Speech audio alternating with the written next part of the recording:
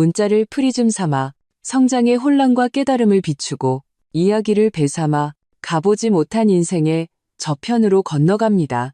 이번에 공유할 창작 이야기. 남편이 세 번째로 시댁 식구들만 데리고 여행 갔을 때 시댁 식구 6명은 집에 돌아와 망연자실했다. 관리사무소, 빌라는 이미 팔렸고 집주인은 출국했습니다. 부엌에서 마지막 요리인 갈비찜을 접시에 담아 식탁에 올리던 참이었다. 갑자기 요란하게 울리는 휴대폰 벨소리, 화면을 힐끗 보니 박준영이었다. 내 남편. 지금쯤 회사에서 야근하고 있어야 할 사람이다. 여보, 나는 손을 닦으며 통화 버튼을 눌렀다. 연우야, 할 말이 있는데. 준영의 목소리는 내일 날씨를 이야기하듯 아무렇지 않았다. 다음 주 수요일에 우리 가족 다 같이 제주도로 일주일 놀러 가기로 했어. 비행기랑 숙소는 다 예약했고 나도 모르게 휴대폰을 쥔 손에 힘이 들어갔다. 손가락 마디가 하얗게 질렸다. 또 이런 식이다. 벌써 세 번째. 온 가족이? 내 목소리가 폭풍 전의 고요함처럼 이상하리만치 차분하게 들렸다. 응, 아버지, 어머니, 내 동생 준호랑 걔 여자친구, 그리고 이모랑 이모딸까지 딱 6명이야. 준영의 목소리는 경쾌했. 이번에 예약한 펜션이 방이 3개뿐이라 사람이 더는 못 자. 그러니까 당신은 가지마. 나는 심호흡을 했다. 시선은 정성껏 차린 2인분의 갈비찜과 3가지 반찬이 놓인 식탁을 스쳤다. 모두 준영이 좋아하는 음식들이었다. 이제 이 음식들은 내 기대처럼 고스란히 음식물 쓰레기통으로 들어가겠지. 그래? 그럼 재밌게 놀다 와. 내 목소리는 아주 먼 곳에서 들려오는 듯했다. 역시 당신이 제일 속이 깊어. 준영은 안도의 한숨을 내쉬었다. 아, 그리고 나 없는 동안 마당에 있는 화초에 물 주는 거 잊지 마. 내 다육이들도 절대 잊으면 안 돼. 응, 알았어. 전화를 끊고 나는 그 자리에 못 박힌 듯 서 있었다. 휴대폰 화면이 꺼졌다. 마치 내 눈 속에서 점점 꺼져가는 불빛처럼. 세 번째였다. 결혼 3년, 매년 있는 가족 여행에 나는 단 한 번도 초대받지 못했다. 첫 해에는 내가 유산한 지 얼마 안 돼 장거리 이동이 힘들 거라 했고, 둘째 해에는 내일이 너무 바빠 휴가 내기 어려울 거라 했다. 올해는 아예 변명조차 제대로 만들기가 귀찮았던 모양이다. 나는 기계적으로 식탁을 치웠다. 한 입도 되지 않은 음식들을 음식물 쓰레기통에 쏟아부었다. 갑자기 손목이 떨리며 접시가 바닥으로 미끄러졌다. 쨍그랑 하는 날카로운 파열음. 나는 바닥의 파편들을 쳐다보았다. 문득 그것들이 나와 참 닮았다는 생각이 들었다. 겉보기엔 화려하지만 실은 건드리기만 해도 산산조각 나는 이 결혼 생활처럼. 휴대폰이 또 울렸다. 시댁 가족 카톡방이었다. 눌러보니 시어머니 김미숙 여사가 보낸 메시지였다. 올해 가족여행은 제주도로 정해졌다. 수요일 출발이니 다들 선크림 꼭 챙기렴. 제주도 지금 엄청 덥대. 뒤이어 환호하는 이모티콘들이 줄줄이 이어졌다. 나는 가족이라는 단어에 눈이 따끔거렸다. 그들의 정의 속에서 나는 가족이 아니었다. 그저 외부인, 공짜 가사 도우미일 뿐이었다. 작년에 그들이 다낭에서 찍은 가족 사진을 꺼내 보았다. 사진 속 준영은 동생 준호의 어깨에 팔을 두르고 있었고, 시어머니 김미숙 여사는 화려한 원피스를 입고 중앙에 앉아 있었다. 시아버지 박태진 씨는 근엄한 표정으로 옆에 서 있었고, 이모네 사촌 동생과 준호의 당시 여자친구까지 7명이 환하게 웃고 있었다. 배경은 푸른 바다와 흔들리는 야자수였다. 그날 나는 집에서 혼자 고열에 시달렸다. 준영에게 전화하니 그는 약 먹고 한숨 자. 우리 지금 스쿠버 다이빙 중이라 신호가 안 좋아. 끊을게라고 말했다. 나는 몸을 웅크리고 앉아 바닥에 도자기 파편을 하나씩 주었다. 손가락 끝이 베어 핏방울이 배어 나왔지만 아픔을 느끼지 못했다. 마음의 고통에 비하면 이깟 상처는 아무것도 아니었다. 휴대폰이 또 진동했다. 이번엔 절친지수의 영상통화였다. 나는 얼굴을 한번 쓸어내리고 억지로 표정을 가다듬은 뒤 전화를 받았다. 연우야, 내가 오늘 로펌에서 얼마나 진상인 고객을 만났는지 알아? 지수의 목소리가 갑자기 멈췄다. 그녀는 눈을 가늘게 뜨고 화면 가까이 다가왔다. 너 무슨 일 있어? 눈이 왜 이렇게 빨개? 아무것도 아니야. 아까 양파 썰다가 나는 애써 웃어 보였다. 거짓말 마. 내가 너 10년 넘게 본 게 헛거인 줄 알아? 지수의 얼굴이 굳어졌다. 박준영이 또 무슨 짓 했지?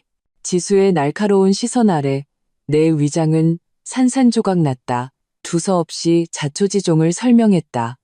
내 목소리는 점점 작아져 거의 속삭임이 되었다. 그냥 내가 바보가 된 것 같아. 바보?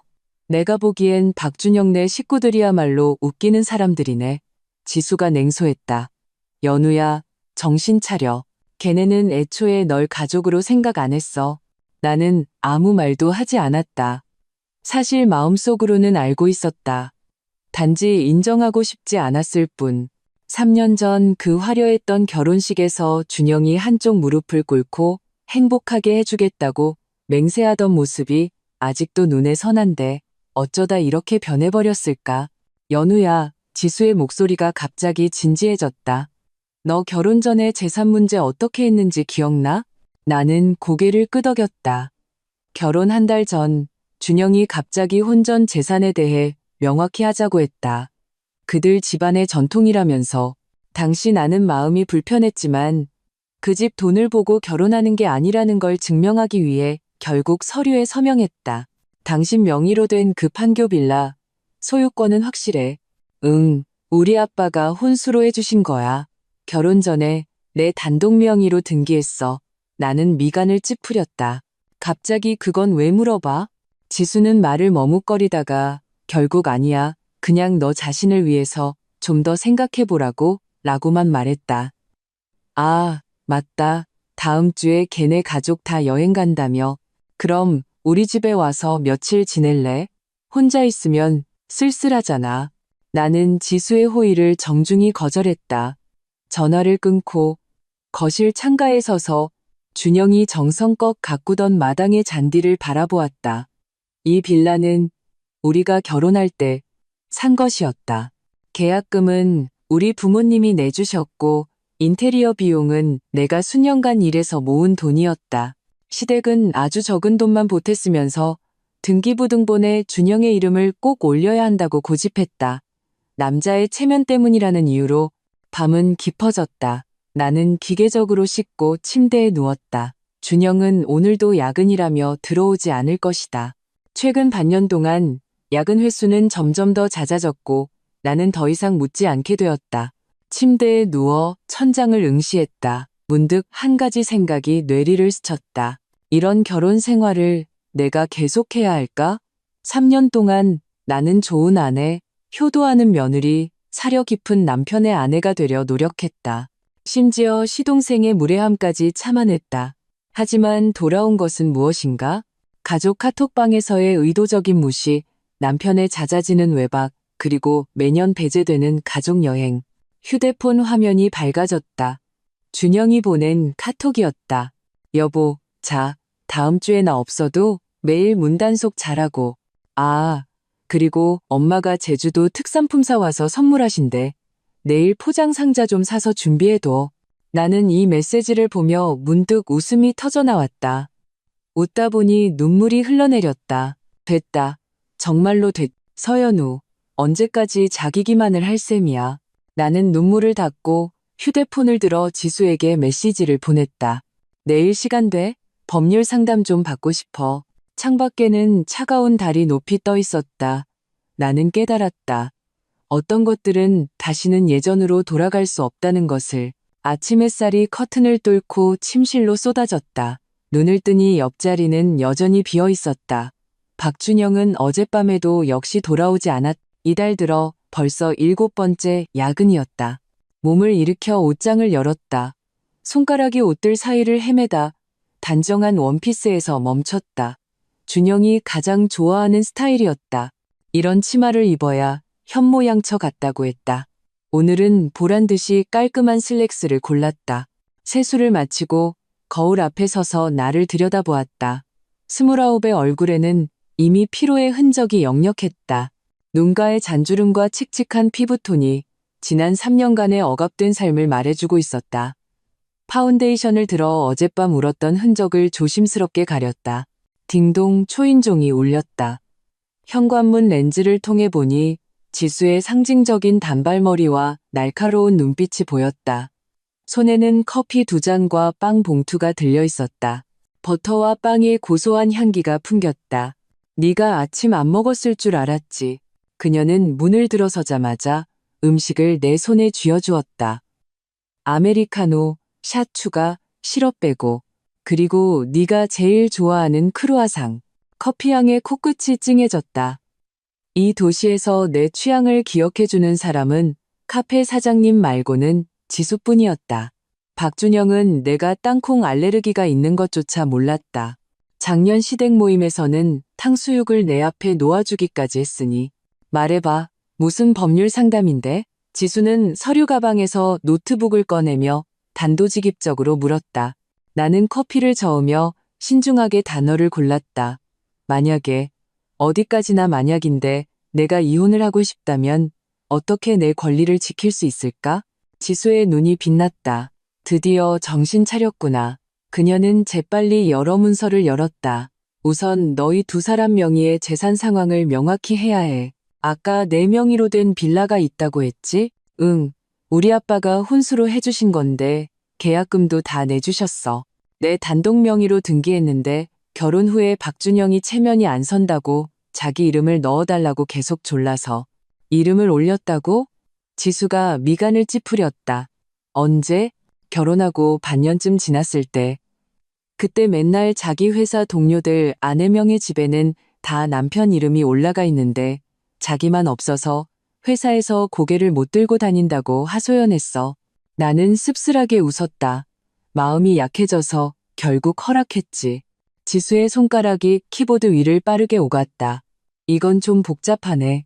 하지만 혼전 재산이고 계약금과 가치 상승분은 여전히 내 몫이야. 인테리어 비용은 누가 냈어? 대부분 내가 일해서 모은 돈으로 했어. 한 8천만 원 정도? 시댁에서는 2천만 원쯤 보탰고 증거는? 나는 고개를 끄덕였다. 인테리어 계약서랑 대금 이체 기록 다 가지고 있어. 아주 좋아. 지수가 만족스러운 표정을 지었다. 그 다음엔 더 많은 증거를 수집해야 해. 박준영 수입은 정확히 알아? 그 질문에 나는 멈칫했다. 우리는 결혼 후 계속 각자 돈을 관리하는 더치페이 방식이었다. 그는 대략적인 액수만 알려줬고 구체적으로 얼마인지는 한 번도 물어본 적이 없었다. 연봉이 4천만 원 정도라고 했어. 매달 나한테 생활비로 150만 원을 보내주고 나머지 지출은 각자 해결했지. 지수의 눈썹이 하늘로 치솟을 뻔했다. 뭐, 너희 결혼 3년 동안 더치페이였다고? 그럼 그 빌라 대출금은? 내가 내고 있어. 내 목소리는 점점 작아졌다. 박준영은 자기 돈은 투자하려고 모아야 한다고 했고 부모님 연세도 많으셔서 병원비도 준비해야 한다고. 서연우, 지수가 손바닥으로 책상을 내리쳤다. 너 호구 잡힌 거야. 알아? 이건 정상적인 결혼 관계가 아니라고. 내 눈시울이 다시 뜨거워지기 시작했다. 이런 이야기들을 막상 꺼내놓고 보니 나 자신조차도 어이가 없었다. 남들 눈에는 나는 번듯한 박준영 사모님으로 좋은 동네 빌라에 살고 좋은 차를 모는 사람으로 보일 것이다. 누가 상상이나 했을까? 내가 내게 입힐 괜찮은 코트 한 벌 사는 것조차 망설이는 동안 박준영은 자기 엄마에게 수백만 원짜리 옥팔찌를 아무렇지 않게 사주었다는 것을 그의 재정 상태를 확인해야 해. 지수가 심각하게 말했다. 그의 컴퓨터나 서류에 접근할 기회가 있어? 그 사람 서재는 항상 잠겨 있어. 중요한 고객 자료가 있다고. 나는 문득 무언가 떠올랐다. 아, 그런데 내가 집 열쇠는 다 가지고 있으니까 그가 없을 때 들어가 볼 수는 있겠네. 조심해. 들키지 않게. 지수가 당부했다. 은행 거래 내역, 투자 기록, 그리고 그녀는 잠시 망설였다. 외도 증거가 있는지 확인해봐. 내 심장이 쿵 내려앉았다. 외도. 내가 그동안 애써 외면하며 자기기만 해왔던 가능성이 마침내 수면 위로 떠올랐다. 지수가 떠난 후 나는 박준영의 서재문 앞에 섰다. 손에는 열쇠를 쥐고 있었다. 결혼할 때 우리는 서로의 사생활을 존중하기로 약속했다. 그래서 나는 한 번도 그의 개인 공간에 함부로 들어간 적이 없었다. 오늘 나는 그 약속을 깨야 했다. 열쇠가 자물쇠에 들어가는 소리가 유난히 날카롭게 들렸다. 문을 열자 희미한 남성 향수 냄새가 코를 찔렀다. 서재는 아주 깔끔하게 정돈되어 있었다. 책장에는 법률 서적들이 높이 순으로 정리되어 있었고 책상 위에는 먼지 하나 없었다. 나는 먼저 서랍을 확인했다. 윗칸에는 평범한 업무 서류들이 있었고 가운데 칸에는 앨범 몇 권이 놓여 있었다. 무심코 펼쳐보니 전부 박준영과 그의 가족 사진뿐이었다. 우리 둘의 사진은 거의 없었다. 가장 아래 칸 서랍은 잠겨 있었다. 이 비정상적인 상황이 내 의심을 더욱 키웠다. 주위를 둘러보다가 책장 뒤 작은 금고에 시선이 닿았다. 작년에 준영이 중요한 서류를 보관해야 한다며 산 것이었다. 나는 우리의 결혼기념일을 입력해 보았다. 오류, 그의 생일, 역시 오류. 마지막으로 나는 그의 어머니 생일을 입력했다. 딸깍 소리와 함께 금고가 열렸다. 안에는 서류 뭉치들이 가지런히 쌓여 있었다. 가장 위에는 등기권리증이 있었다. 펼쳐보니 놀랍게도 내 빌라의 것이었다. 하지만 소유자란에는 박준영, 서연우 공동명이라고 버젓이 적혀 있었다. 나는 분명히 기억했다. 당시에 그냥 이름을 추가하는 것이었고 지분 공유 방식이었어야 했다. 계속해서 뒤져보니 은행거래 내역서 몇 장이 나왔다. 박준영의 예금 잔액을 보고 나는 눈을 의심했다. 그가 내게 말했던 2천만 원이 아니라 거의 2억 원에 가까운 돈이었다. 그리고 매달 이수진이라는 사람에게 고정적으로 지출되는 내역이 있었다. 금액은 50만 원에서 200만 원까지 다양했다. 가장 아래에는 고급스러운 벨벳 재질의 보석함이 있었다. 나는 떨리는 손으로 열었다. 안에는 내가 한 번도 본 적 없는 다이아몬드 목걸이가 들어있었다. 영수증에는 까르띠에 280만 원이라고 적혀 있었다. 구매 날짜는 작년 내 생일이었다. 하지만 내가 받은 생일 선물은 성에 없는 장미꽃다발이 전부였다. 한 밑에는 사진 한 장이 더 있었다. 박준영이 젊은 여자를 껴안고 어느 리조트 수영장가에 서 있었다. 두 사람은 커플룩을 입고 달콤하게 웃고 있었다. 사진 뒷면에는 이렇게 쓰여 있었다. 자기랑 제주도에서 2022, 11, 8. 정확히 작년에 그가 출장을 간다고 했던 그 주였다. 세상이 빙글빙글 돌았다. 그 많던 야근의 밤들, 그 건성건성하던 대답들, 그 이유를 알 수 없던 지출들, 모든 것이 설명되었다. 갑자기 휴대폰이 진동해서 하마터면 사진을 떨어뜨릴 뻔했다. 박준영이었다. 여보, 나 오늘 저녁 못 먹어. 회사 회식이야. 나는 이 메시지를 쳐다보다가 문득 그의 카카오톡 프로필 사진에 주목했다. 어느 고급 레스토랑의 식탁 앞이었다. 카메라는 그의 맞은편에 놓인 와인잔과 빨간색 매니큐어를 칠한 손만 찍었다. 배경을 확대해 보니 유리창 반사광에 그와 긴 머리 여자의 실루엣이 희미하게 보였다. 그 순간 내 마음은 오히려 기이하게 평온해졌다. 모든 의심과 자기 부정이 답을 찾았다. 나는 의심이 많았던 것도 예민했던 것도 아니었다. 그저 속고 있던 바보였을 뿐이다.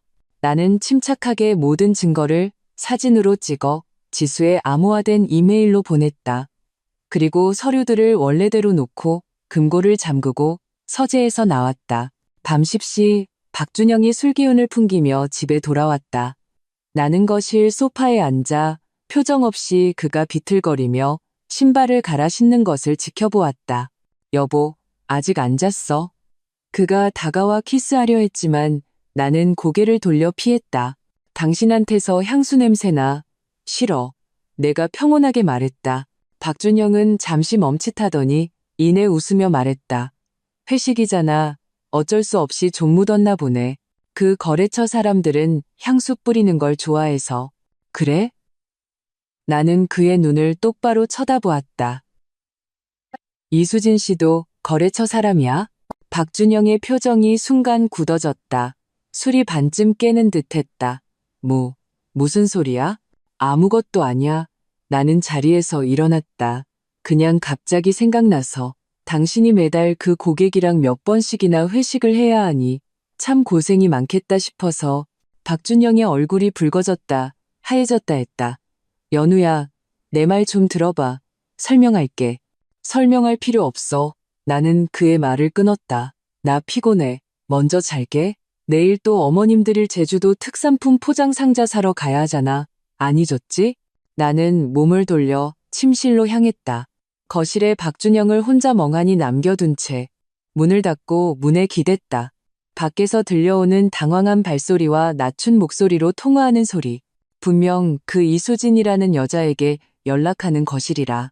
휴대폰이 밝아졌다. 지수의 메시지였다. 증거 잘 받았어. 빼도 박도 못할 증거들이네. 내일 로펌에서 자세히 얘기하자. 이번엔 무조건 내 말 들어. 나는 다라고 답하고 기록을 삭제했다. 침대에 누워 천장을 바라보았다. 마음은 이상할 정도로 평온했다. 과거의 서연우였다면 이런 일로 베개를 눈물로 적셨겠지만 지금의 나는 냉소만 나올 뿐이었다. 박준영이 살금살금 문을 열고 들어와 아무 일 없다는 듯 내 옆에 누웠다. 어둠 속에서 나는 그가 일부러 숨소리를 죽이며 자는 척하고 있다는 것을 알 수 있었다. 박준영, 내가 갑자기 입을 열었다. 당신들 이번에 제주도 가서 어느 호텔에 묵어? 그의 몸이 확 굳어지는 게 느껴졌다. 아, 그냥 평범한 리조트야. 회사 제휴가로. 그래? 나는 콧방귀를 뀌었다. 이번엔 또 롯데호텔 같은 데 가지 말고 거기 스위트룸 엄청 비싸다던데. 박준영이 벌떡 일어났다. 너 나 뒷조사했어? 뒷조사? 나는 몸을 돌려 그를 마주 보았다. 달빛 아래 그의 표정은 당황과 분노로 일그러져 있었다. 그럴 필요가 있을까? 당신 작년 11월 8일 인스타그램에 올린 게시물 나 차단하는 거 잊었나 봐? 위치 태그 제주 롯데호텔. 사진 속에 있던 그 까르띠에 목걸이 참 예쁘더라. 박준영의 얼굴이 뒤틀렸다. 서연우, 너 감히 내 SNS를 훔쳐봐. 당신이 바람 피우는 거에 비하면 내가 SNS 좀 본 게 뭐 대수야? 나는 몸을 일으켜 침대 머리맡에 등을 켰다. 결혼 3년, 생활비는 더치페이. 나는 바보처럼 당신네 식구들 시중 다 들었는데 결과는 당신이 밖에서 여자를 키우는 거였네. 박준영, 넌 정말 나한테 떳떳해? 박준영의 얼굴이 잿빛이 되었다. 그는 갑자기 베개를 집어들어 벽에 힘껏 내던졌다. 그만해. 내가 이러고 싶어서 이런 줄 알아? 매일 집에 들어오면 마주하는 게 당신 그 우는 상인데 수진이는 당신보다 100배는 다정해. 남자를 어떻게 기쁘게 하는지 안다고. 나는 히스테리를 부리는 그의 모습을 조용히 지켜보았다. 문득 어이가 없었다. 이 남자가 바로 내가 부모님의 반대를 무릅쓰고 결혼하려 했던 남자란 말인가. 바람을 피우고도 오히려 당당하게 적반하장으로 나오는 겁쟁이. 그래, 그럼 이혼하자. 내가 아무렇지 않게 말했다. 당신은 당신의 이수진 찾아가고 나는 내 조용한 삶 살게. 이혼? 박준영은 무슨 농담을 들은 것처럼 말했다. 꿈도 꾸지 마. 그 빌라에 내 지분 절반이 있어. 이혼하면 넌 뭘로 먹고 살 건데? 내 그 작은 회사 월급으로 대출금이나 갚을 수 있겠어? 그랬구나. 그는 이미 다 계산하고 있었던 것이다. 내가 감히 이혼하지 못할 거라고 확신하고 있었다. 나는 그의 의기양양한 얼굴을 보며 문득 웃었다. 그럼 어디 한번 두고 보자고? 박준영은 내가 이런 반응을 보일 줄은 전혀 예상하지 못한 듯 잠시 말이 막혔다. 나는 다시 누워 등을 켠 채 그에게 등을 돌렸다. 어둠 속에서 그의 혼란스럽고 분노에 찬 시선이 내 등에 꽂히는 것이 느껴졌다. 서연우, 그는 마침내 이를 갈며 말했다. 쓸데없는 짓 할 생각 마. 그 빌라 내가 오랫동안 벼르고 있었어. 내 동생 결혼할 때 신혼집으로 딱이거든. 그랬구나. 나는 눈을 질끈 감았다. 손톱이 손바닥을 깊이 파고들었다. 그들 가족은 이미 모든 것을 계획하고 있었던 것이다. 내 것을 먹고 내 집에서 살고 마지막에는 내 집까지 빼앗아 시동생 결혼 자금으로 쓰려고 했던 것이다. 박준영은 곧 코를 골기 시작했다. 나는 뜬 눈으로 밤을 지새웠다. 동이틀 무렵 나는 조용히 일어나 몇 가지 필수품과 중요 서류를 챙겨 몰래 집을 나섰다. 새벽 공기는 유난히 상쾌했다. 나는 심호흡을 하고 지수에게 전화를 걸었다. 지수야, 나 결심했어. 내게 속한 모든 것을 되찾을 거야. 전화기 저편, 지수의 목소리는 투지로 가득 차 있었다. 진작 그랬어야지. 로펌에서 기다릴게. 전쟁은 시작됐어. 전화를 끊고 택시를 잡았다. 백미러 속에서 내가 3년간 살았던 빌라가 점점 멀어져 갔다. 이번에는 결코 마음 약해지지 않을 것이다. 지수의 로펌은 강남의 한유리 외벽 빌딩 28층에 있었다. 나는 회의실에 앉아 지수가 출력해온 모든 증거 자료들을 앞에 펼쳐놓았다. 상황이 생각보다 더 심각해. 지수가 안경을 고쳤었다. 이 은행 거래 내역에 따르면 박준영은 지난 2년간 이수진이라는 여자에게 총 4,680만 원을 송금했어. 이건 부부 공동 재산의 중대한 탕진에 해당돼. 나는 무감각하게 고개를 끄덕였다. 손가락으로 차가운 숫자들을 무의식적으로 쓸어내렸다. 4,600만 원. 내 2년치 연봉에 해당하는 돈이 그렇게 쉽게 다른 여자에게 넘어갔다. 더 심각한 건 이거야. 지수가 서류 하나를 꺼내 보였다. 박준영의 신용기록을 조회해봤는데 3개월 전에 1억 원의 대출을 신청했어. 용도는 주택 인테리어였지만 너희 빌라는 최근에 인테리어 공사를 한 적이 없지. 1억 원? 나는 고개를 번쩍 들었다. 나한테는 한마디도 없었는데 애초에 너한테 말할 생각이 없었으니까. 지수가 냉소했다. 이 돈은 입금된 지 일주일 만에 5차례에 걸쳐 이수진에게 송금됐어. 아마 그 여자 집 사준 걸 거야. 내 목소리가 떨렸다. 그럴 가능성이 높아. 지수가 고개를 끄덕였다. 하지만 이게 제일 시급한 문제는 아니야. 이걸 봐. 그녀는 전자문서 하나를 화면에 띄웠다. 거기에는 박준영과 그의 동생 박준호의 카카오톡 대화 기록이 고스란히 담겨 있었다. 지수는 이것이 특수한 경로를 통해 얻은 것이라 법정에서 직접적인 증거로 채택되지 않을 수도 있지만 그들의 계획을 파악하기에는 충분하다고 설명했다. 준호, 형수한테 빌라 담보 대출 받는 거 얘기했어? 준영, 아직 이번 여행 다녀와서 얘기하려고. 요즘 좀 이상해. 이수진 일 눈치챈 것 같기도 하고. 준호, 그럼 어떡해? 나랑 여자친구랑 받은 신혼집 다음 주에 계약금 넣어야 하는데. 준영, 뭘 그리 급해.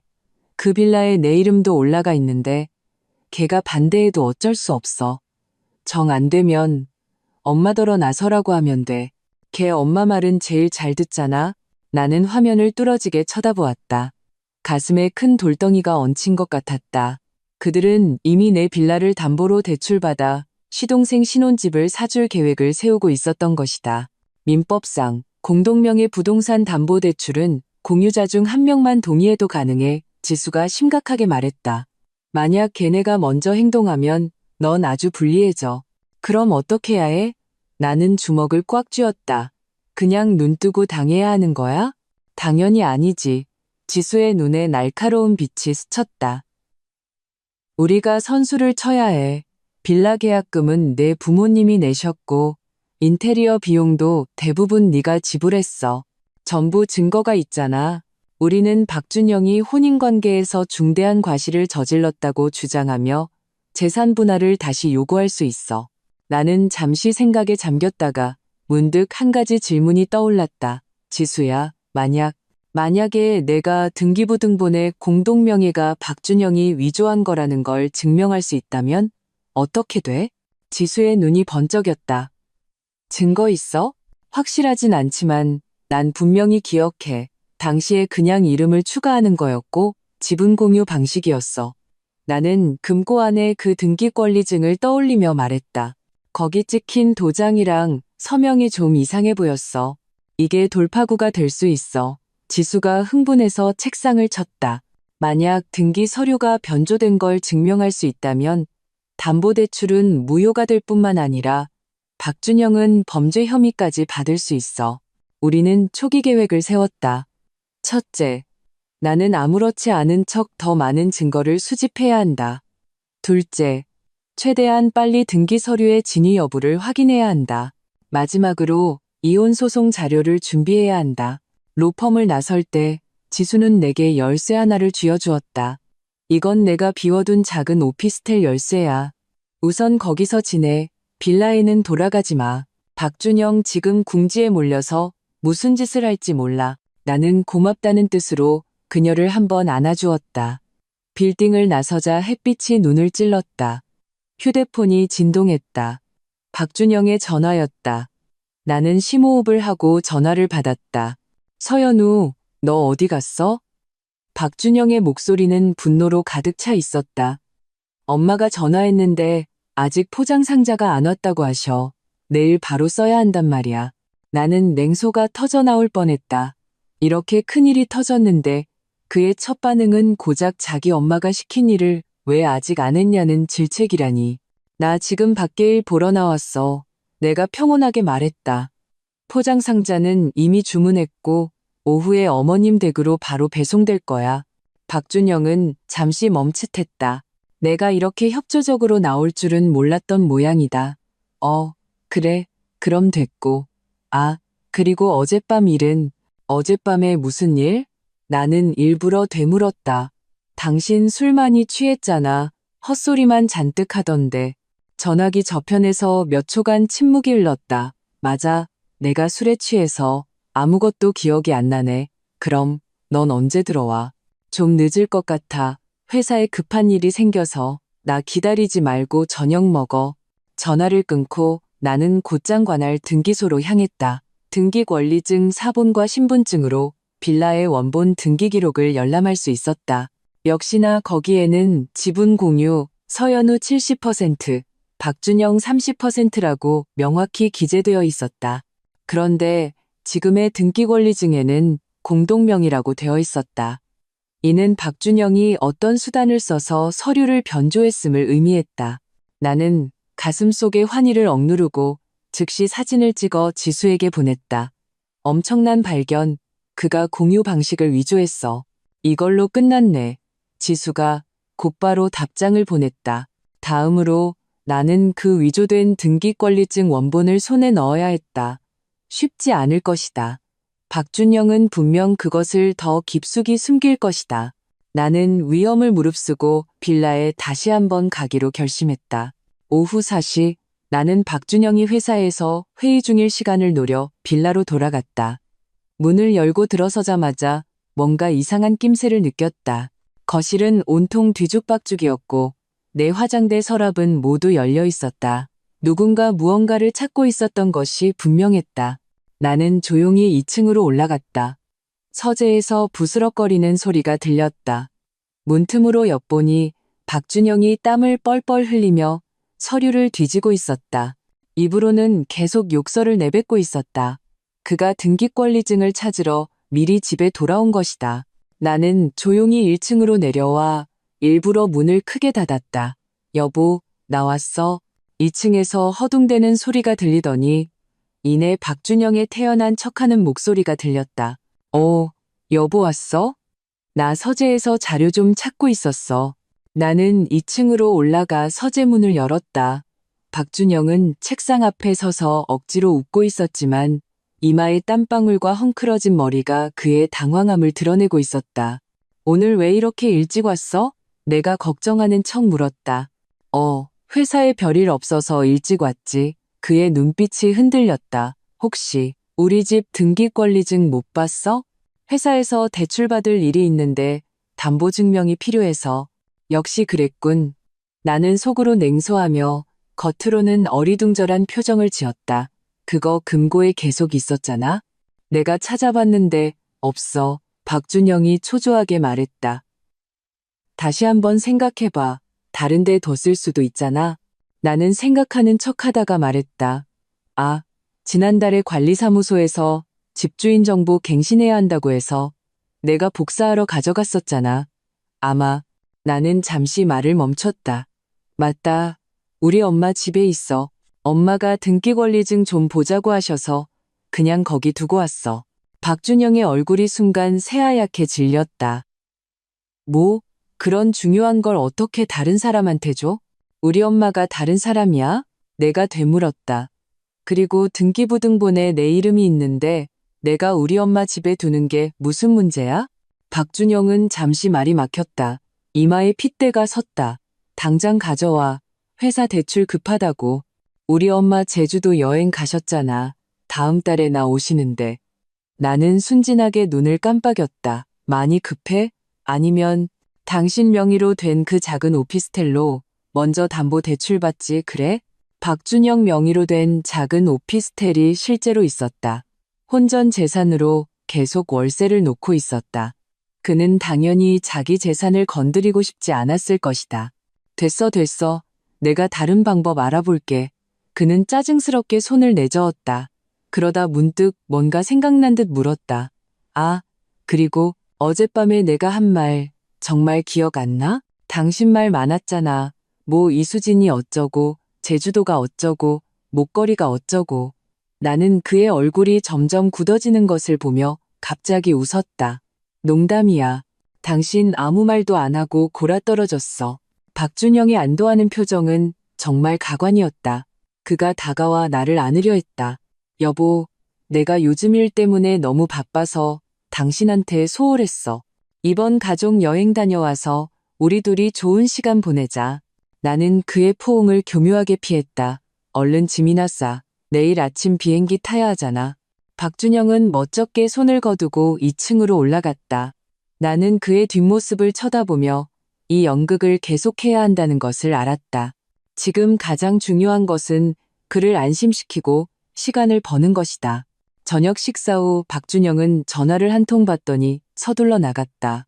10중 8구 이수진을 만나 대책을 상의하러 갔을 것이다. 나는 즉시 행동에 옮겼다. 서재에서 샅샅이 뒤지기 시작했다. 마침내 책장 가장 윗칸의 형법 책갈피 사이에서 나는 그 위조된 등기권리증을 찾아냈다. 재빨리 사진을 찍어 증거를 남기고 원래대로 되돌려 놓았다. 막 떠나려 할 때 책상 서랍 안에 봉투 하나가 내 눈길을 끌었다.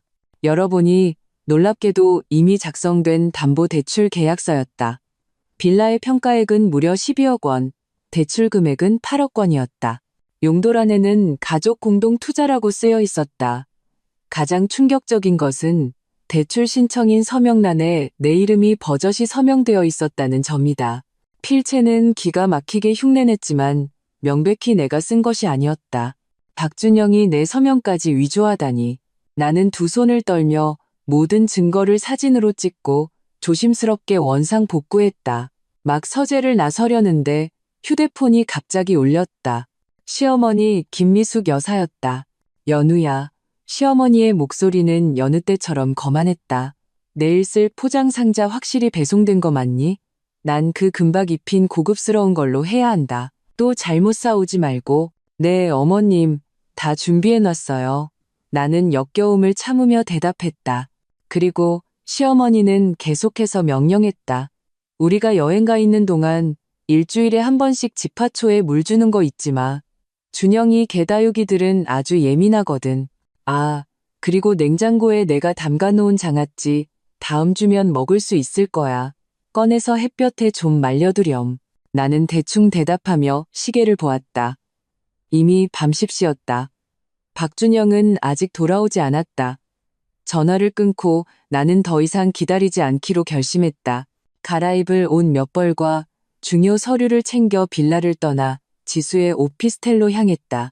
가는 길에 부모님께 전화를 걸어 간단히 상황을 설명했다. 예상외로 아버지는 당시에 내 말을 듣지 않았다고 나를 나무라지 않으셨다. 오히려 단호하게 말씀하셨다.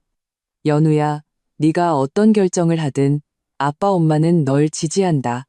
그 빌라는 원래 네게 준 것이니 절대 박씨 집안에 뺏길 수 없어. 어머니의 우는 소리가 수화기 너머로 들려왔다. 내 바보 같은 딸. 그렇게 속상한 일을 겪고 있었는데 왜 진작 말 안 했어. 내일 당장 아빠더러 변호사 알아보라고 할게. 전화를 끊고 나는 마침내 택시 뒷좌석에서 눈물을 터뜨리고 말았다. 나는 결코 혼자 싸우고 있었던 게 아니었다. 단지 너무 강한 척하며 가족에게 약한 모습을 보이기 싫었을 뿐이다. 지수의 오피스텔은 작지만 아늑했다. 따뜻한 물로 샤워를 하고 침대에 누워 오늘의 발견을 되짚어 보았다. 박준영의 죄는 점점 더 명확해졌다. 외도, 재산은닉, 문서 위조, 서명 위조, 어느 것 하나만으로도 그를 법정에서 곤경에 처하게 하기에 충분했다. 휴대폰이 밝아졌다. 박준영이 보낸 카톡이었다. 여보, 나 급한 일로 며칠 출장 가게 됐어. 바로 제주도로 가서 식구들이랑 합류할게. 빌라 일은 돌아와서 얘기하자. 나는 냉소하며 답장하지 않았다. 인스타그램을 열어보니 이수진이 막 게시물을 올렸다. 만나게 해주셔서 감사합니다. 최고의 선물용. 사진은 까르띠에 팔찌와 한 남자의 손이었다. 그 손목에 찬 시계는 내가 작년에 박준영에게 생일 선물로 사준 것이었다. 나는 평온하게 화면을 캡처하여 저장하고 휴대폰을 껐다. 내일 전쟁은 새로운 국면에 접어들 것이다. 이번에는 결코 자비란 없을 것이다. 창문 너머로 여명이 밝아왔다. 눈을 떴지만 내가 어디에 있는지 깨닫는데 몇 초가 걸렸다. 지수의 오피스텔은 작았지만 지난 3년간 가장 편안한 잠을 잤다. 휴대폰에는 박준영의 부재중 전화 3통과 카톡 메시지 1통이 와 있었다. 왜 전화 안 받아? 나 비행기 탔어. 집 문단속 잘해. 나는 비웃으며 그와 시댁 식구들의 연락처를 모두 알림 끄기로 설정했다. 침대에서 일어나 냉장고 문을 열었다. 일벌레인 지수의 냉장고에는 생수 몇 병과 유통기한이 지난 요구르트 외에는 텅 비어 있었다. 세수를 마치고 커피 한 잔을 타서 노트북을 열고 계획을 세우기 시작했다. 지수가 어젯밤 보내온 상세한 행동 목록의 첫 번째는 모든 개인 자산 안전 확인이었다. 인터넷 뱅킹에 접속해 내 명의의 모든 계좌를 확인했다. 다행히 내 월급은 박준영이 모르는 은행 계좌에 계속 모아두고 있었다. 3년간 모은 돈이 거의 4천만 원에 달했다. 우리의 공동 계좌에는 2,500만 원이 있었는데 이론상으로는 각자 절반씩이었다. 절반씩이라. 나는 냉소했다. 박준영이 그 여자에게 보낸 돈만 해도 4,600만 원이 넘는데 나는 은행에 전화해 계좌 이상을 이유로 공동 계좌를 임시 동결시켰다. 이렇게 하면 박준영은 여행 중에 돈을 빼낼 수 없을 것이다. 다음은 가장 중요한 빌라 문제였다. 지수의 조언에 따라 나는 최대한 빨리 등기권리증 분실 신고를 하고 재발급을 받아야 했다. 하지만 그 전에 박준영이 방해할 수 없도록 확실히 해둬야 했다. 전화가 울렸다. 아버지였다. 연우야, 동창인 장 변호사한테 연락했다. 부동산 분쟁 쪽에서는 아주 유능한 친구야. 그 친구 말이 우리가 최대한 빨리 박준영을 문서 위조로 고소하고 동시에 재산 가압류 신청을 해야 한단다. 아빠, 목이 메었다. 죄송해요. 그때 두 분 말씀 안 들어서. 바보 같은 소리 마라. 아버지의 목소리는 단호했다. 지금 중요한 건 내 것을 되찾는 거야. 엄마랑 나 오후에 서울 올라가서 호텔에 있을 테니 무슨 일이든 같이 해결하자. 전화를 끊자 눈시울이 뜨거워졌다. 부모님은 언제나 나의 가장 든든한 버팀목이었다. 그런데 나는 그 가치 없는 남자 하나 때문에 3년간 그들을 멀리했다. 준비를 마치고 곧장 등기소로 향했다. 진짜 등기권리증 사본과 신분증으로 분실 신고를 성공적으로 마쳤다. 직원은 새로운 등기권리증은 7영업일 후에 받을 수 있다고 알려주었다. 만약 분실 신고된 등기권리증으로 담보대출을 받으려고 하면 유효한가요? 내가 조심스럽게 물었다. 직원은 고개를 저었다. 분실 공고가 이미 게시되었으므로 기존 서류는 즉시 효력을 상실합니다. 하지만 그는 목소리를 낮췄다. 부동산 안전이 걱정되신다면 이에 등기를 신청할 수 있습니다. 그러면 단기간 내에 누구도 해당 부동산을 처분할 수 없게 됩니다. 이것이야말로 내가 필요했던 것이다. 나는 즉시 이에 등기 신청서를 작성했다. 사유란에는 공유자의 문서 위조 혐의라고 적었다. 등기소를 나오며 긴 한숨을 내쉬었다. 이제 빌라는 당분간 안전하다. 박준영이 그 가짜 서류를 들고 전국의 은행을 돌아다녀도 단 한 푼도 대출받지 못할 것이다. 휴대폰이 진동했다. 모르는 번호였다. 전화를 받자 상대방은 자신을 안심부동산의 이대리라고 소개했다. 서연우님, 의뢰하신 빌라 매매건 11억 5천만 원에 매수하겠다는 고객이 나타났습니다. 언제쯤 만나서 이야기 나누실 수 있을까요? 나는 멍해졌다. 네, 전 집을 내놓은 적이 없는데요. 전화기 저편도 당황했다. 네? 하지만 어제 박준영 씨라는 분이 등기권리증과 사모님 신분증 사본을 가지고 와서 부부가 공동으로 빌라 매도를 의뢰했다고. 혈액이 순간 얼어붙는 것 같았다. 박준영, 그가 내가 분실 신고를 하기 전에 이미 움직이기 시작했던 것이다. 이 대리님, 잘 들으세요. 나는 분노를 억누르며 말했다. 그 위임장은 위조된 것이고 등기권리증은 이미 분실 신고되었습니다. 새 서류가 발급 중이니 만약 불법적으로 거래를 진행하시면 변호사 서한을 받게 될 겁니다. 전화를 끊고 즉시 지수에게 연락했다. 그녀는 듣고 나서 불같이 화를 냈다. 박준영, 아주 궁지에 몰렸구나. 연우야, 우리 더 서둘러야 해. 이제 어떡해? 내가 물었다. 아마 한 군데만 연락한 게 아닐 거야. 우선 주요 중개업소와 은행의 빌라가 현재 소유권 분쟁 중임을 알려야 해. 둘째, 즉시 박준영을 문서 위조와 서명 위조로 고소해야지. 마지막으로 지수는 잠시 말을 멈췄다. 빌라를 그냥 팔아버리는 건 어때? 빌라를 판다고?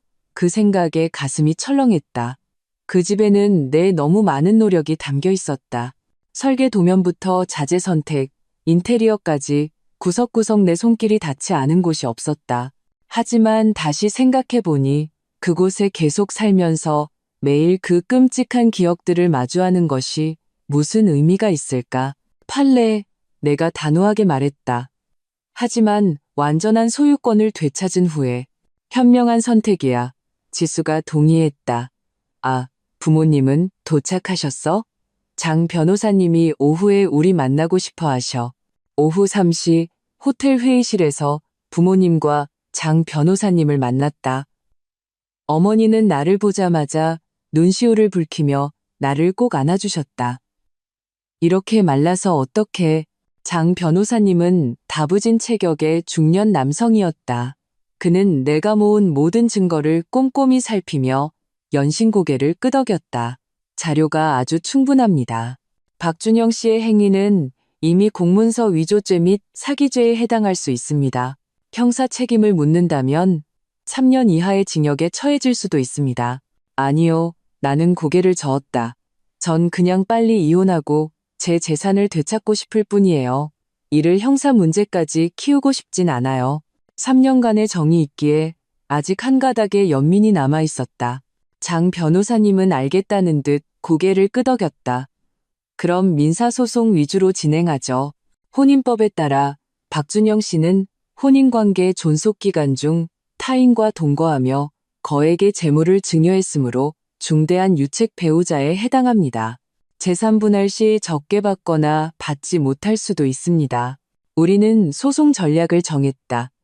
우선 소송 전 재산 보전 신청을 하여 박준영 명의의 자산을 동결시킨다.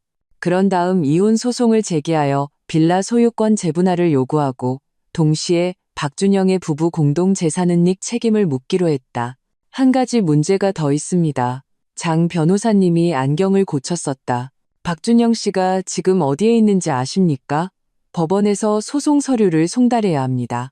나는 카카오톡을 열어 시댁가족 단톡방을 보여주었다. 알림을 꺼두었지만 그들이 올린 사진은 볼 수 있었다. 가장 최근 사진은 제주도 용두암에서의 가족 사진이었다. 박준영은 이수진의 허리를 감싸 안고 환하게 웃고 있었다. 사진 밑에는 가족 사진. 며느리 한 명만 빠졌네. AT 이수진이라고 쓰여 있었다. 내 손이 떨려 휴대폰을 거의 잡을 수 없었다. 그랬구나. 박준영의 소위 가족 여행은 처음부터 이수진을 데려갈 계획이었던 것이다. 그리고 정식 아내인 나는 배제되었다. 제주도 서귀포시의 A 리조트에 있어요. 나는 평온하게 휴대폰을 장 변호사님께 건넸다. 사진의 시간과 장소가 나와 있었다. 장 변호사님은 증거 사진을 찍고 나서 내게 물었다. 서현우 씨, 빌라에서는 언제쯤 이사하실 계획이십니까? 오늘 바로 가서 짐 정리할 거예요. 나는 결심을 굳혔다. 박준영이 감히 내연녀를 가족 행세시키며 여행을 갔으니 나도 더 이상 그의 체면을 봐줄 필요가 없었다. 빌라로 돌아와 나는 체계적으로 개인 물품을 정리하기 시작했다.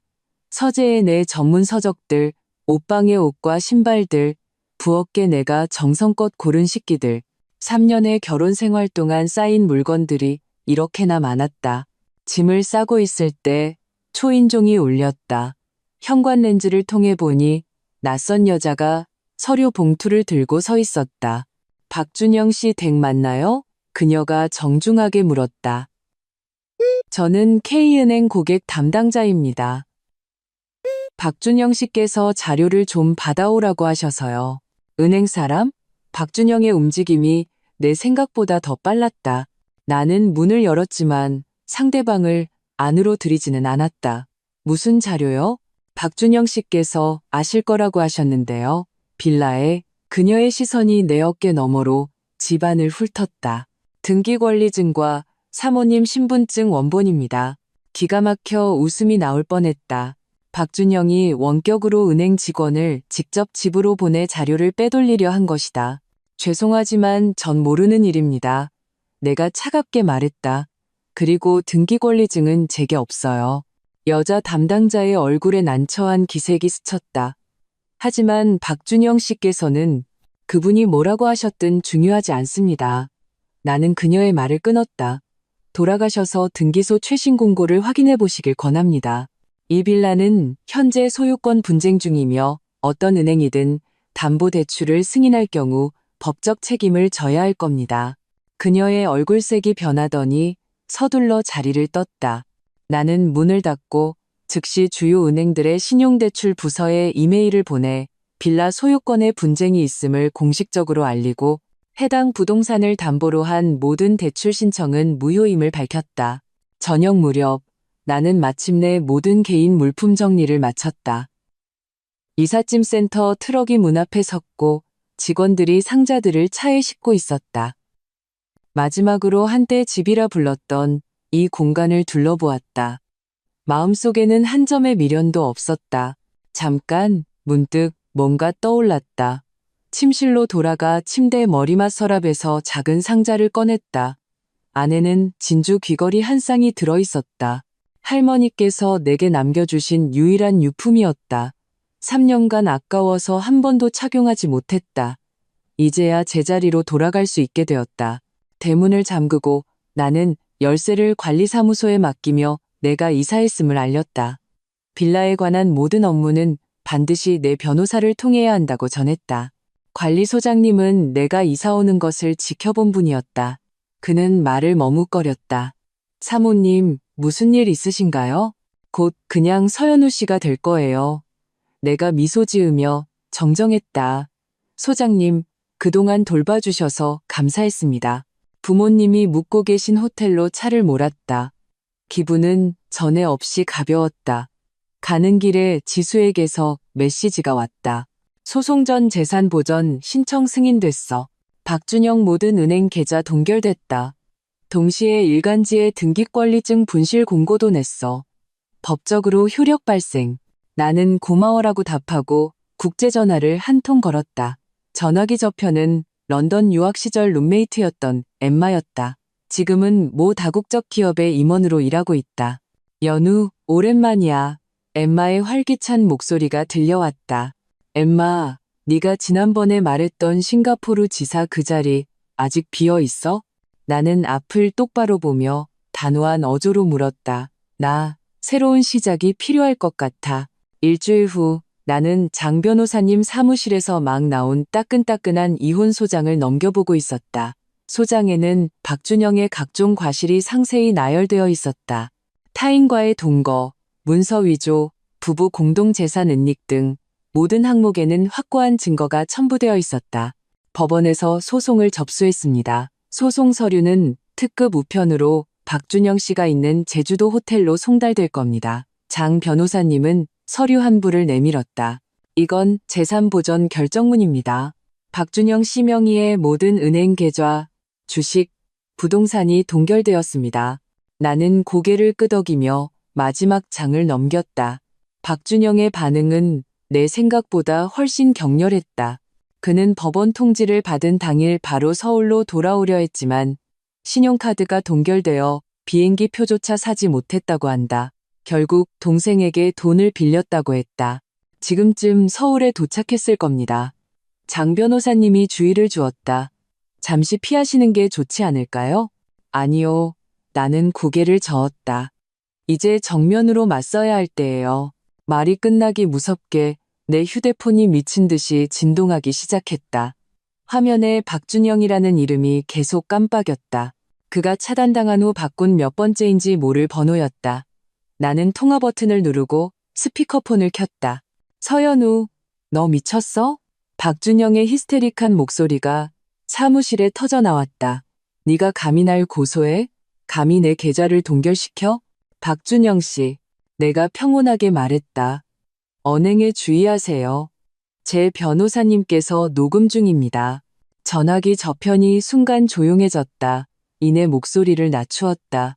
연우야, 우리 꼭 이렇게까지 해야 해? 무슨 일이든 잘 이야기하면 되잖아. 나는 냉소했다. 당신이 등기권리증 위조하고 대출 계약서에 내 서명 위조할 때는 왜 나랑 이야기할 생각 안 했어? 당신이 내연녀 데리고 가족 행세하며 여행 갈 때는 왜 나랑 이야기할 생각 안 했냐고. 그건 다 오해야. 박준영이 다급하게 변명했다. 이수지는 그냥 먼 친척 동생이고 가족 사진은 장난이었어. 등기권리증은 아마 등기소에서 실수한 걸 거야. 우리 가서 바로 잡으면 돼. 박준영. 나는 그의 허무맹랑한 말을 끊었다. 법정에서 보자. 전화를 끊자 장 변호사님이 칭찬하듯 고개를 끄덕였다. 아주 잘 대처했습니다. 이제 그는 궁지에 몰려 무슨 짓이든 할 겁니다. 준비해야 합니다. 과연 30분도 채 안 되어 지수에게서 긴급 메시지가 왔다. 박준영이 부모님 데리고 빌라로 갔어. 관리사무소에서 열쇠 바꾸겠다고 난리치는 중이야. 나와 장 변호사님은 즉시 차를 몰아 그곳으로 향했다. 멀리서부터 시어머니 김미숙 여사의 앙칼진 목소리가 들려왔다. 내 아들이 집주인인데 왜 못 들어가게 해? 당신네 관리사무소 그 여자한테 돈 받았어? 관리소장님이 난처한 얼굴로 말했다. 사모님, 아니 서연우님께서 이미 정식으로 분실 신고를 하셨고 새 등기권리증이 발급 중입니다. 법적으로는 지금 그분이 빌라를 처분할 유일한 권리를 가지고 계십니다. 헛소리. 시아버지 박태진 씨가 책상을 치며 소리쳤다. 그 빌라에 내 아들 지분이 절반이나 있는데 서연우가 뭔데 내 아들을 집에 못 들어가게 해. 나는 심호흡을 하고 문을 열고 들어섰다.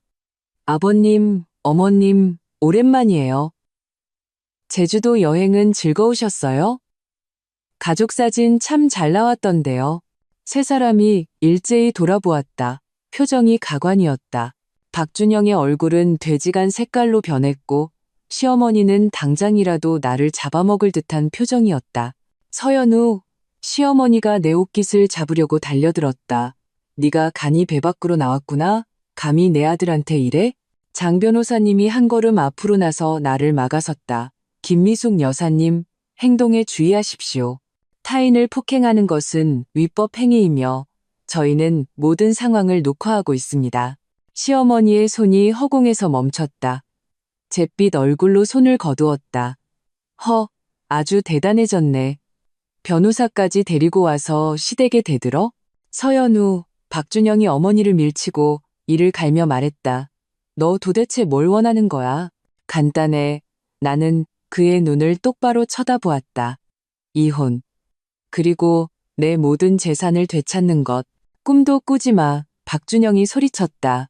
그 빌라에 내 이름 있어. 너 혼자서는 절대 못 가져가. 그래? 나는 가방에서 서류 한 부를 꺼냈다. 이건 등기소 원본 기록이야. 빌라가 지분 공유 방식이고 내 지분이 70%, 당신이 30%라는 게 명확히 나와 있지. 당신이 위조한 서류는 공동명의로 되어 있고 이건 이미 범죄에 해당해. 박준영의 얼굴이 새하얗게 질렸다. 너 헛소리하지 마. 그뿐만이 아니야. 나는 계속 압박했다. 당신은 내 서명을 위조해서 담보대출을 신청했고 내연녀에게 4,600만 원을 송금했어. 이 모든 것은 이혼 시 중대한 유책 사유에 해당해. 법에 따르면 당신은 빌라를 한 푼도 못 받을 뿐만 아니라 내 손해까지 배상해야 할 수도 있어. 시어머니가 듣다 못해 소리쳤다. 헛소리, 내 아들이 너를 몇 년이나 먹여 살렸는데 감사할 줄은 모르고 감히 적반하장이야? 저를 먹여 살렸다고요? 나는 실소가 터져 나올 뻔했다. 어머님, 지난 3년간 저희는 생활비를 각자 부담했고 빌라 대출금, 관리비, 공과금 모두 제가 냈어요. 아드님은 매달 150만 원 생활비를 줬을 뿐인데 그 돈으로는 자기 밥값도 안 돼요. 시어머니는 순간 말이 막혔다. 시아버지 박태진 씨는 눈을 가늘게 뜨고 나를 훑어보았다. 연우야, 한 가족끼리 왜 이렇게까지 해야 하니? 준영이가 잘못한 건 맞지만 너도 잘못한 점이 있어. 남자란 게 가끔 작은 실수를 할 수도 있는 거지. 작은 실수요? 내가 그의 말을 끊었다. 문서 위조가 작은 실수고 재산 은닉이 작은 실수고 내연녀 데리고 아내 행세시키며 여행 가는 게 작은 실수인가요? 박준영이 갑자기 내 손에 든 서류를 뺏으려고 달려들었지만 장 변호사님에게 막혔다. 그는 덫에 걸린 짐승처럼 울부짖었다. 서연우, 날 자극하지 마. 나 아는 사람 많아. 내가 널 이 바닥에서 발도 못 붙이게 할 수 있다는 거 몰라? 당사자 협박이군요. 장 변호사님이 침착하게 녹음기 재생 버튼을 눌렀다. 박준영 씨, 이 녹음 내용은 당신에게 매우 불리한 증거가 될 겁니다. 박준영은 마침내 사태의 심각성을 깨달았다. 태도가 갑자기 180도 바뀌었다. 연우야, 여보, 내가 잘못했어. 정말로 잘못했어. 한 번만 기회를 줘. 이수진이랑 확실히 정리할게. 앞으로 뭐든지 내 말만 들을게. 눈물 콧물을 흘리며 연기하는 그의 모습을 보니 역겨움만 느껴졌다. 한때 나는 바로 이 가련한 모습에 속아 마음이 약해져 그의 배신과 기만을 몇 번이고 용서했었다. 늦었어, 박준영. 내가 평온하게 말했다. 난 네게 너무 많은 기회를 줬어. 이제 난 이 결혼을 최대한 빨리 끝내고 싶을 뿐이야. 꿈도 꾸지 마. 박준영이 갑자기 악을 썼다. 너랑 같이 죽을 거야. 이혼 소송 3년, 5년 끌어서 누가 이기나 보자고. 그건 당신 마음대로 안 될걸요. 장 변호사님이 서류 한 부를 내밀었다. 이것은 서연우 씨가 수집한 당신과 이수진 씨의 동거 증거입니다. 송금 기록, 친밀한 사진, 대화 기록 등이 포함되어 있습니다. 만약 이것들을 법원에 제출하면 이혼 절차가 빨라질 뿐만 아니라 당신은 손해배상 책임까지 져야 할 수도 있습니다. 박준영은 바람 빠진 풍선처럼 의자에 주저앉았다. 시어머니는 무슨 말을 더 하려다 시아버지에게 붙들렸다. 노부부는 마침내 자신들의 귀한 아들이 단단히 임자를 만났다는 것을 깨달은 듯했다. 사흘 주겠어. 나는 자리에서 일어났다. 협의 이혼에 동의하면 빌라는 내가 갖고 나머지 재산은 법에 따라 분할한다. 만약 소송을 고집한다면 법정에서 보지. 하지만 모든 법적 결과를 감수할 준비는 해야 할 거야. 관리사무소를 나오자 숨이 트이는 것 같았다. 햇살이 얼굴에 비쳐 따스했다. 휴대폰이 진동했다. 엠마가 보낸 메일이었다. 첨부 파일은 싱가포르 지사 시니어 매니저의 오퍼레터였다. 연봉은 지금의 3배였다. 결정했습니까? 장 변호사님이 물었다. 나는 고개를 끄덕였다. 여기 일이 마무리되면 싱가포르로 가서 새 삶을 시작할 거예요. 현명한 선택입니다. 장 변호사님이 미소 지었다. 하지만 박준영 씨가 쉽게 포기하지 않을 겁니다. 앞으로 더 저급한 수단을 쓸 수도 있습니다. 기다리고 있겠어요. 나는 멀리 보이는 빌라를 바라보았다. 그곳은 한때 나의 집이었지만 지금은 그저 차가운 건물일 뿐이다. 이번에는 결코 물러서지 않을 것이다. 사흘 후 박준영은 역시 약속대로 서명하지 않았다. 대신 그는 여론전을 시작했다. 먼저 시댁 친척들이 번갈아 전화하며 화해를 종용했고 그 다음엔 SNS에 내가 돈만 밝히고 바람나서 이혼하려 한다는 뉘앙스의 글을 올렸다. 마지막에는 심지어 내 회사까지 찾아와 인사팀에 내 사생활이 문란하다고 고발했다. 다행히 나는 미리 준비하고 있었다.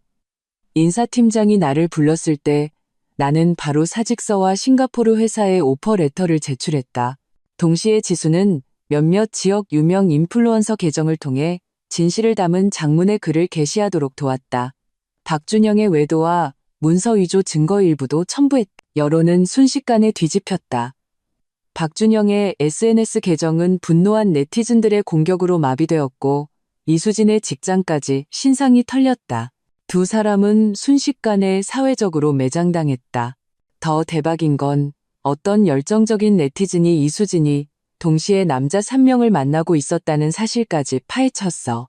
박준영은 전국적인 웃음거리가 됐지. 지수가 통쾌하다는 듯 말했다. 하지만 우리 모두 박준영의 파렴치함을 과소평가하고 있었다. 어느 비 오는 밤 그는 동생 박준호를 데리고 내가 짐을 정리하던 빌라에 강제로 침입했다. 같이 죽겠다며 위협했다. 서연우, 박준영은 술에 취해 눈이 충혈되어 있었다. 네가 내 인생을 망쳤으니 나도 널 망가뜨릴 거야. 박준호는 휴대폰으로 동영상을 찍고 있었다. 형수님, 순순히 소송 취하하는 게 좋을 거예요.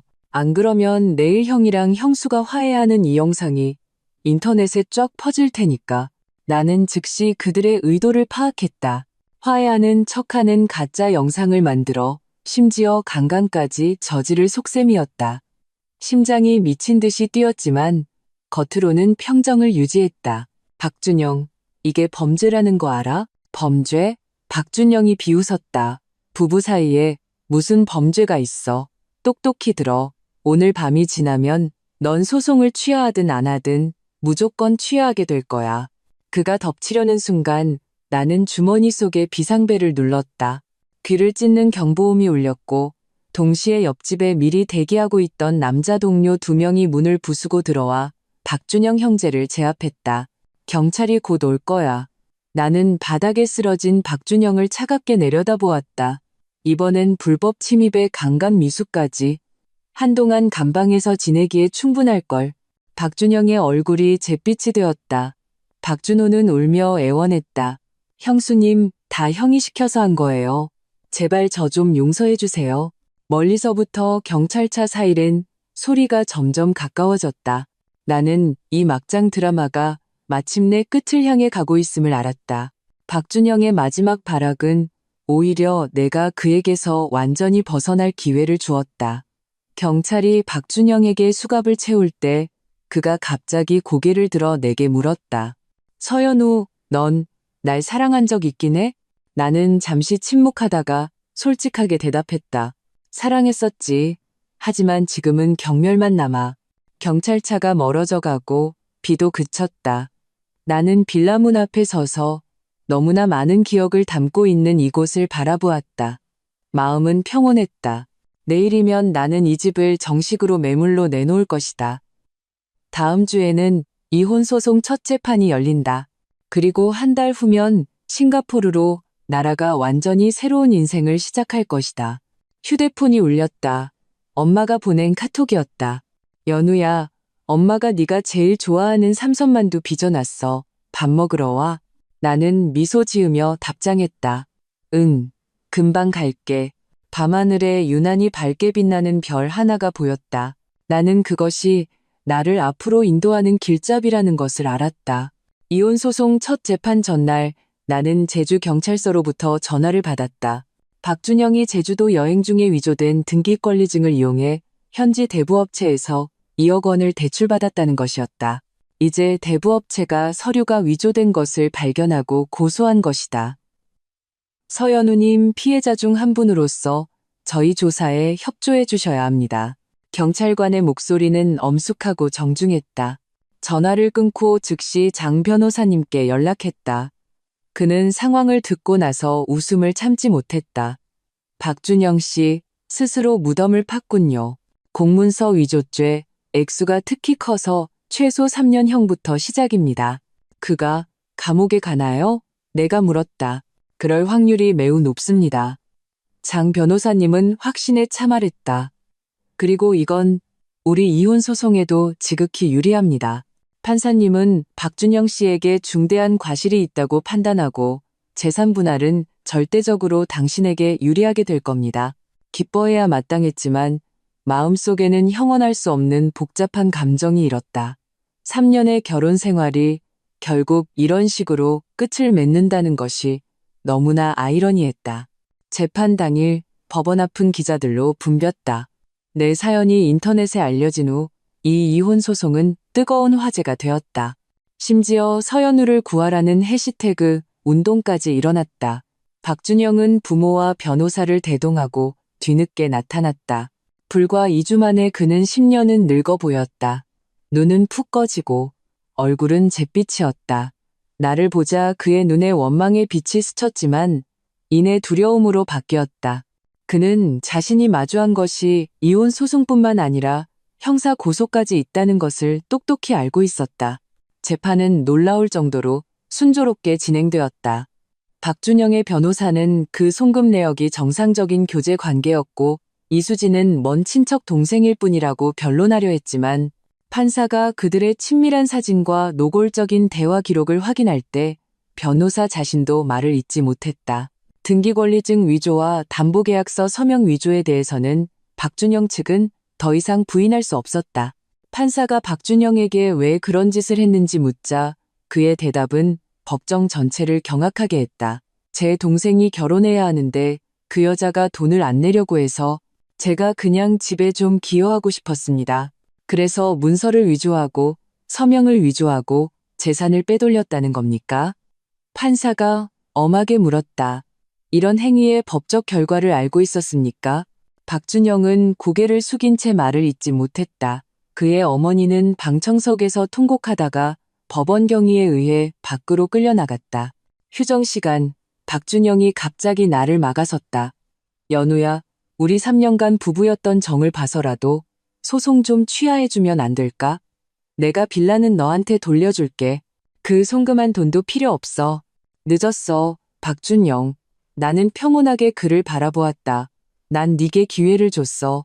네가 스스로 가장 추악한 방식을 선택한 거야. 날 죽일 셈이야? 그가 붉어진 눈으로 낮게 으르렁거렸다. 내가 감옥에 가면 내 인생은 끝이야. 그건 네가 자초한 일이야. 나는 몸을 돌려 더 이상 그를 보지 않았다. 최종 판결은 내 예상을 훨씬 뛰어넘었다. 이혼을 허가한다. 빌라는 내 소유로 한다. 박준영이 이수진에게 송금한 4,600만 원은 전액 반환해야 한다. 박준영 명의 예금의 70%는 내게 손해배상금으로 지급한다. 또한 박준영은 나의 변호사 비용과 소송 비용까지 부담해야 한다. 판사가 판결문을 낭독할 때 박준영은 잿빛 얼굴이 되었고 그의 어머니는 방청석에서 그대로 기절했다. 기자들은 미친 듯이 사진을 찍었고 플래시 속에서 박씨일가 3명의 처참한 모습은 영원히 기록되었다.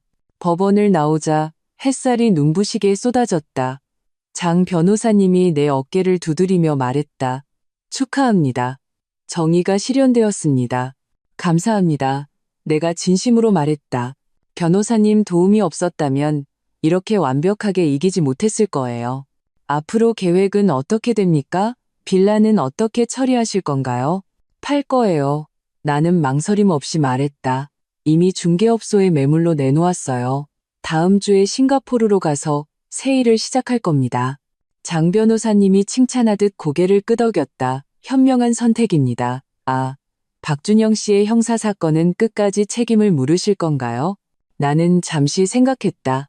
전 더 이상 그와 어떤 얽힘도 갖고 싶지 않아요. 만약 그가 죄를 인정하고 피해 금액을 변제한다면 합의서는 써줄 수 있어요. 하지만 법의 심판은 그대로 받아야죠. 알겠습니다. 후속 조치는 제가 잘 처리하겠습니다. 장 변호사님은 나와 악수하며 작별 인사를 했다.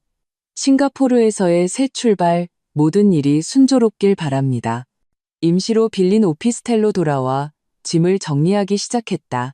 3년의 결혼 생활에서 결국 내가 가져가는 것은 캐리어 2개 분량의 짐뿐이었다. 휴대폰은 계속해서 진동했다. 친구들이 보낸 축하 메시지였다.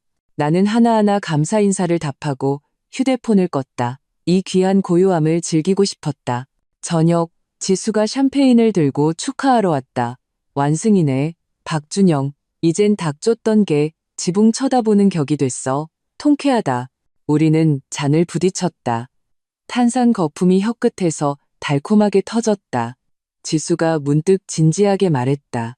솔직히, 연우야, 지난 3년간 내가 가장 걱정한 게 너였어. 네가 점점 자신을 잃어가고 예전의 내 모습이 아니게 변해가는 걸 보면서 알아. 나는 술잔을 꽉 쥐었다. 나도 가끔 생각해. 왜 그때 그렇게 바보 같았을까? 그렇게 많은 단서들이 있었는데 왜 애써 외면했을까? 사랑 때문이지, 바보야. 지수가 한숨 쉬었다. 사랑은 사람을 눈멀게 하니까 그래도 다행이야.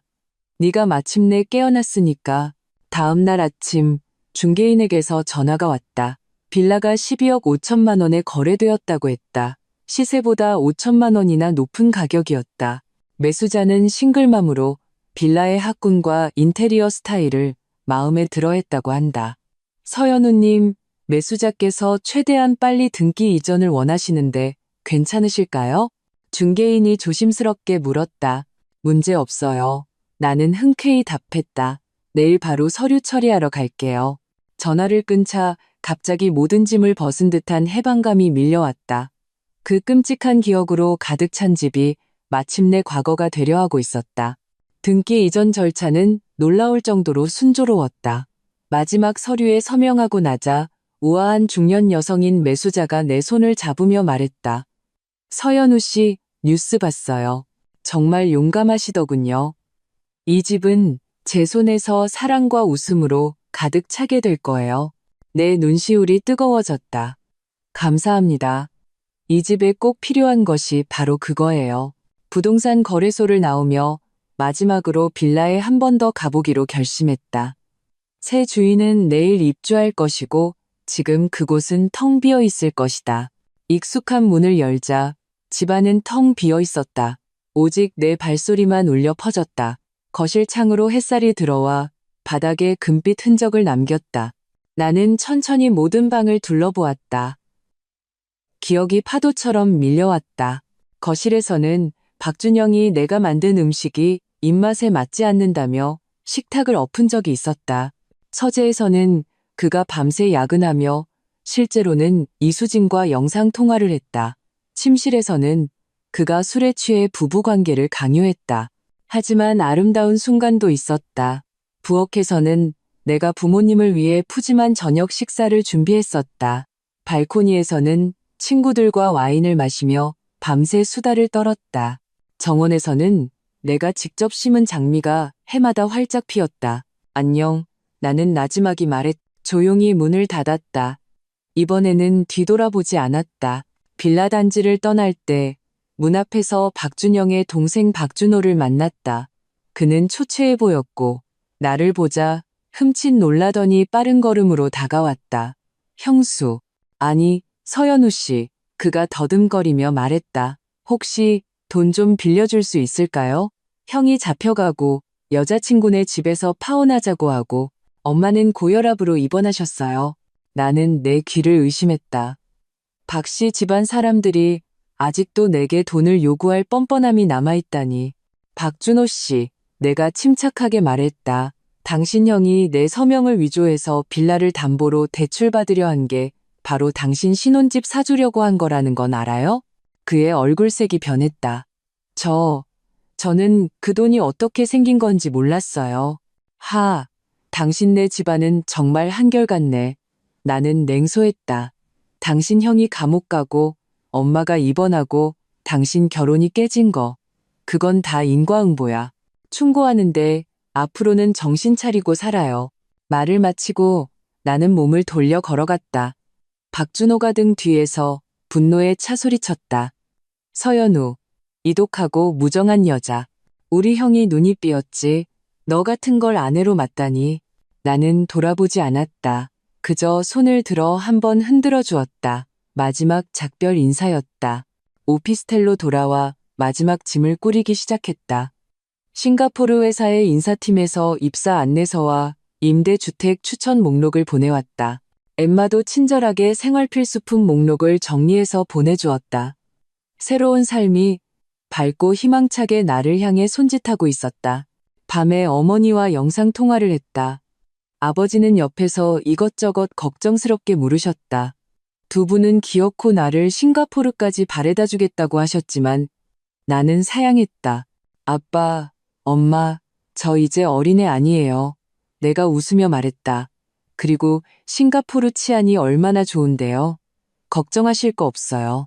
넌 우리한테 영원한 아기야. 어머니가 눈물을 훔치며 말씀하셨다. 이번에 그렇게 멀리 가는데 꼭 몸조심해야 한다. 그럴게요. 나는 부드럽게 그들을 안심시켰다. 그리고 요즘 교통이 얼마나 편리해요. 언제든지 저 보러 오실 수 있잖아요. 전화를 끊고 창가에 서서 내가 거의 10년간 살았던 이 도시를 바라보았다. 반짝이는 불빛 저편에 얼마나 많은 희로애락이 펼쳐지고 있을까. 내 이야기는 그저 그중 평범한 하나일 뿐이다. 휴대폰이 또 울렸다.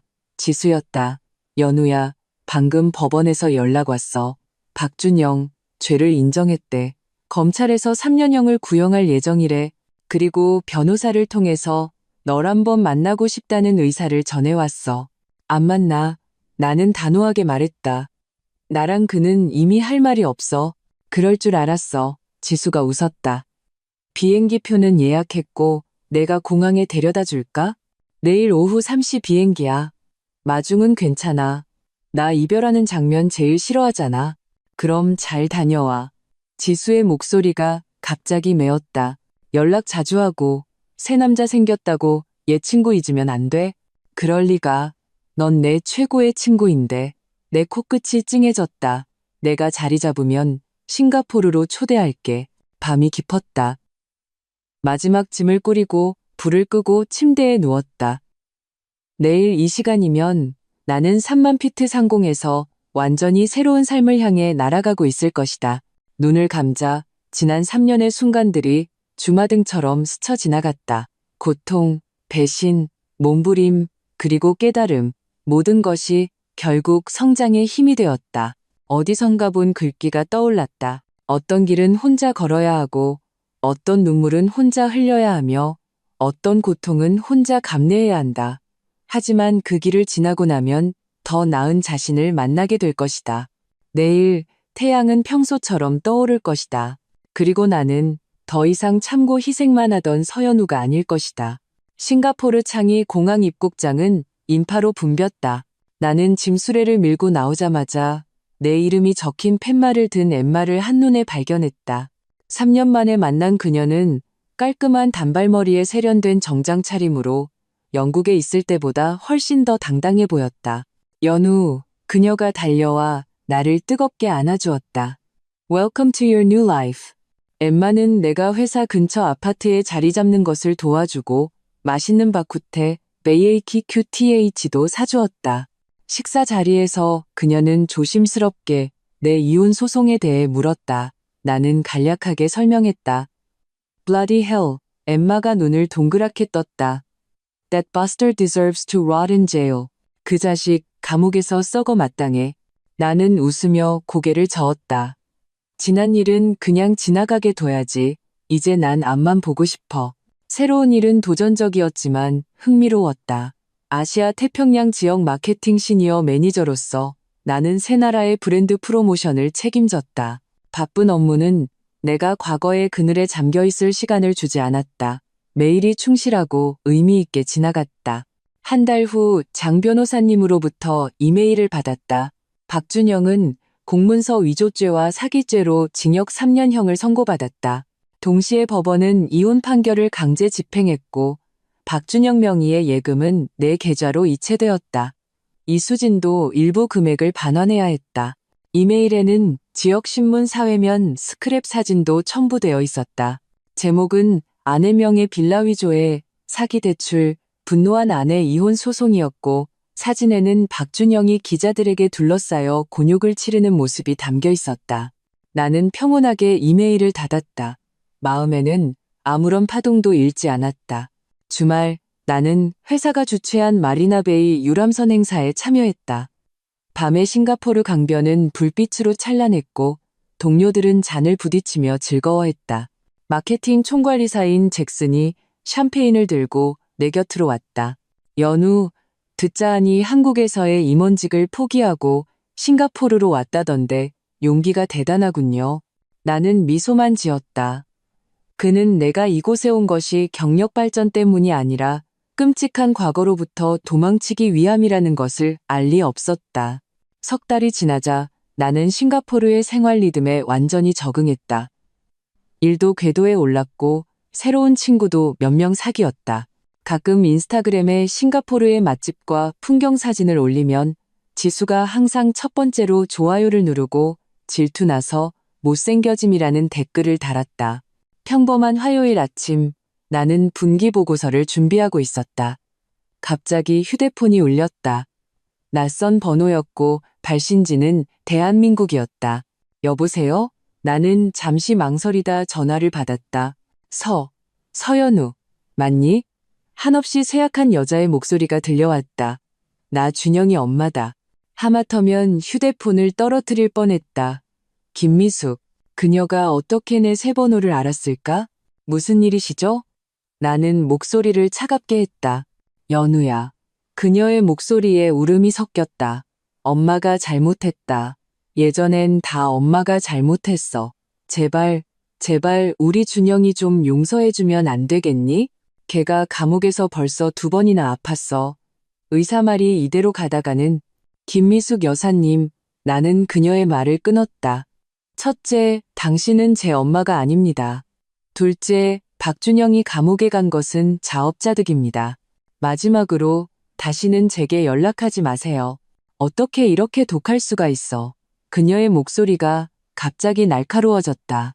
하룻밤 부부도 100년의 정이라는데 준영이가 너랑 3년이나 부부로 살았는데 네가 눈뜨고 걔가 감옥에서 죽는 걸 보겠다는 거야? 그가 정말 위독하다면 교도소에 의료시설이 있겠죠. 내가 평온하게 말했다. 그리고 제 변호사가 당신의 스토킹 행위에 대해 정식으로 경고장을 보낼 겁니다. 전화를 끊고 즉시 장 변호사님께 연락했다. 그 역시 박준영의 어머니가 내 번호를 알아낸 것에 놀라며 출처를 파악하고 법적 조치를 취하겠다고 약속했다. 이 일은 잔잔한 호수에 던져진 작은 돌멩이처럼 한 차례 파문을 일으킨 후 다시 평온을 되찾았다. 그러다 2주 후 나는 링크드인에서 낯선 메시지를 받았다. 서연우 매니저님, 안녕하세요. 저는 XX그룹 헤드헌터 리사입니다. 싱가포르에서 성공적으로 자리 잡으셨다고 들었습니다. 신뢰를 무릅쓰고 연락드립니다. 저희는 현재 다국적 경험이 있는 마케팅 총괄 이사를 찾고 있는데 혹시 한국으로 돌아오실 의향이 있으신지 여쭙고 싶습니다.